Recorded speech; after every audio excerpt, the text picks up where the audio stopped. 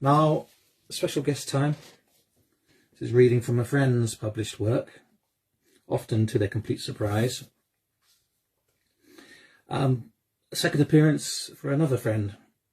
This time, my friend Polly, who goes now by the name Polly Stretton, but at the time was writing as Polly Robinson.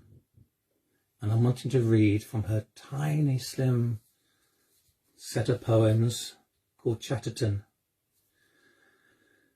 which are all inspired by this particular painting. Chatterton lying dead in his attic, the original starving poet in the garret. Died at just 17. The collection is made up of very small poems, each from a different voice, a different person in the poet's life. And I'd like to read, I'm thinking, if she doesn't mind, I'd like to read the whole thing. It's very short, but read it all as one piece. If you don't know anything about Chatterton, he was born in 1752, so a while ago. His father was already dead. He learnt to read from these huge church books, and as a young man started writing poems, not believing they'd ever be published. He faked them, saying that they were by a unknown monkish poet called Rowley, and he had them published as part of this fakery, this hoax. I don't know. Then in the end, he did tell them who he was, that he was the right writer, and got some admonishment for it, I think. He moved from Bristol to London, and struggling as a poet, he was found dead aged 17. It was unsure whether it was suicide or whether he'd accidentally overdosed on arsenic to cope with, to help heal some venereal disease.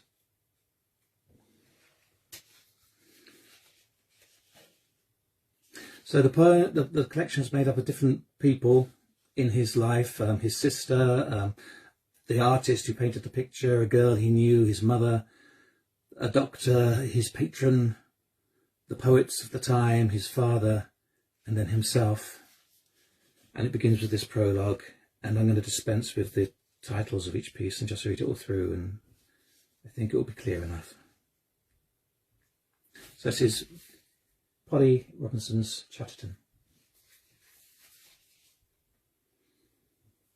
He learned to read from a black letter Bible, was thought a backward boy, no scholar, lonely, close and comely, poor boy was deemed a dullard. He forged his first letters from illuminated capitals, cutting consonants, reviewing verbs, giving names to nouns. Memory on memory make his story. They talk of it still, sighing their sorrows. Merciless London, no crumb offered. The baker rebuffed him for begging a loaf. My brother, cleave to my heart. Your heart stopped beating while we were apart. My breast rises to my throat. Glimpse the arsenic vial by a blood-red coat. My earliest work, my most famous Chatterton, I immortalized him in oils, such a stir this painting caused. My philosophy on artists, he a martyr. Pellucid dawn shine through casement, light, livid flesh, innocence and serenity. I am true to nature, his nature. Ha! The phial of poison, poison be damned. You laid with me, you laid with her, you gave me the clap, damned womanizer. Swigging gin to make you better, couldn't even get that right. Ah, Dulcinea, you said, with you I lay and pay to stay with you. Your cheeks crumpled, you chewed opium, swallowed drips, lethal drops of arsenic in water, See the file rolling on the floor? Stop! Too much will see you off, I warned. I told him I miss him. Geranium scents the pale garret breeze ruffling his hair, his dead hair. Hair I've brushed so many times. My brilliant boy, he lies there still, blue as his breeches, blue as the morning sky. I will go mad, see his lifeless hand. Suicide, whisper shreds of papers. My dear would not choose to leave this way. No suicide embrace for me, he wrote. The poet's penance is to live. Oh, my boy, my life.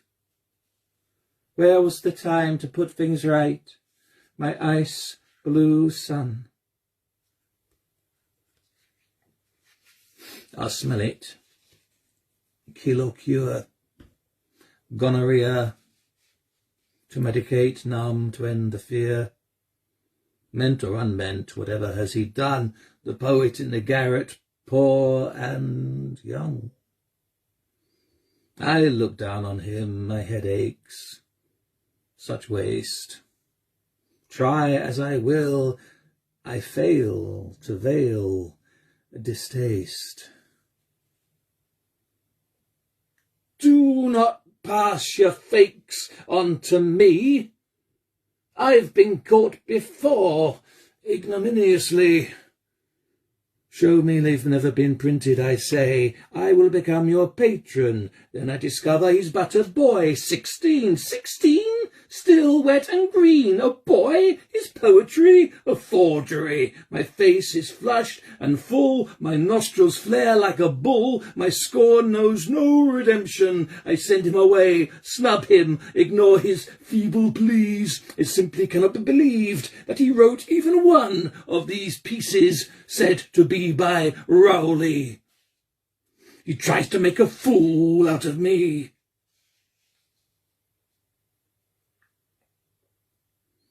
Light, bright, white, purest white writer. Water pours through poetry. Words wind on lines in textured taste, a snow-like shirt. Lyrical lad in soft sheened stockings, he charms, disarms. Soon as the morn but newly wake, wild words on freedom, red girls. The doctor asks, whatever has he done? Scabra satires and political polemics, the Rowley rhythm, a modern romantic, beckoned by the golden world. Write to Walpole, they said, and so he was branded.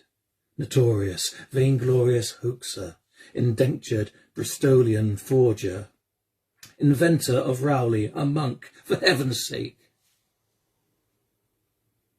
A magical marvel, sulky, sardonic, sensitive, suspicious, with a voice worth straining one's ears. William's words. The marvellous boy who walked in glory and in joy, who will forever pique imagination. Cut is the branch that might have grown full straight.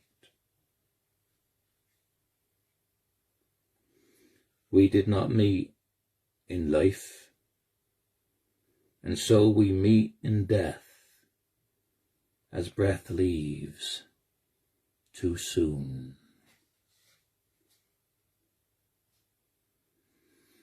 Oh, sing unto me around a lay, oh, dropper the briny tear with a me, dance nae more at a holiday, like a raining river be.